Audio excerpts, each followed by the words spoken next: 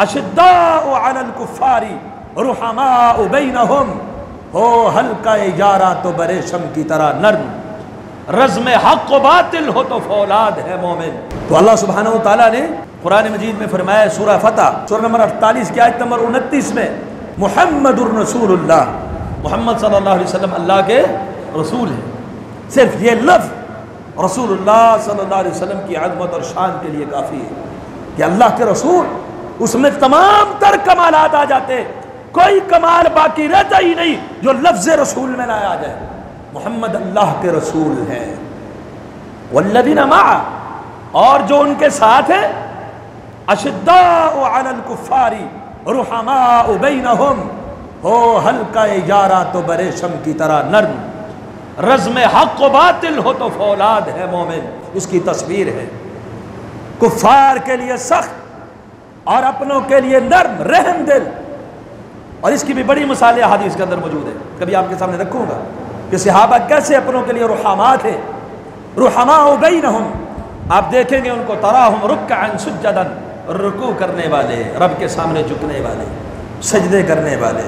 مقصد کیا تھا ان کا؟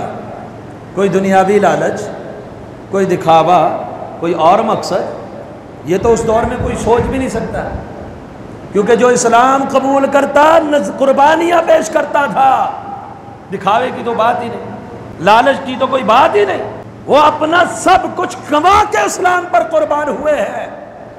آج کسی کو مفاد ہو سکتا ہے، لیکن صحابہ کے دور میں ایسی بات، جو اسلام پہ آیا سب کچھ گنوا کے آیا، دنیا کا اور آخرت بنا کے آیا۔ یبتغون فضلا من اللہ ورضوانا، وہ اللہ کا فضل اور اس کی رضامندی کی تلاش چاہتے ہیں، اللہ راضی ہو جائے، اللہ کا فضل ہو جائے۔ سیماہم فی وجوہہم من اثر السجود، نشانی ان کی کیا ہے؟ چہروں کے اوپر سجدوں کے آثار ہیں، طمانیت ہے، خشوع ہے، عاجزی ہے، چہروں سے چھلکتی ہے۔ ان کی مثالیں اللہ نے تورات اور انجیل میں بھی بیان فرمائی۔ کون سے آبا ہے؟ والسابقون الاولون، سورہ توبہ سورہ نمبر 9 کی آیت نمبر 100، پہلے سبقت لے جانے والے انصار، مہاجرین، اور جنہوں نے احسان کے ساتھ نیکی میں ان کی پیروی کی، رضی اللہ عنہم ورضوا عنہ، اللہ ان سے راضی ہو گیا، وہ اللہ سے راضی ہے۔ وَأَعَدَّ لَهُمْ جَنَّاتٍ تَجْرِي تَحْتَهَا الْأَنْهَارُ، اور اللہ نے ان کے لیے باغات تیار کیے ہیں جن کے نیچے سے نہریں جاری ہیں۔ یہ بہت بڑی کامیابی ہے۔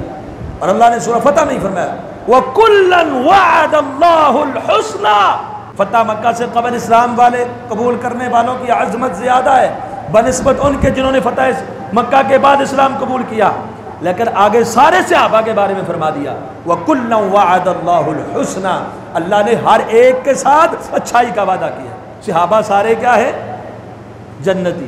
وَكُلًّا وَعَدَ اللَّهُ الْحُسْنَى، بنیادی بات ان دونوں حوالوں سے یاد رکھیے۔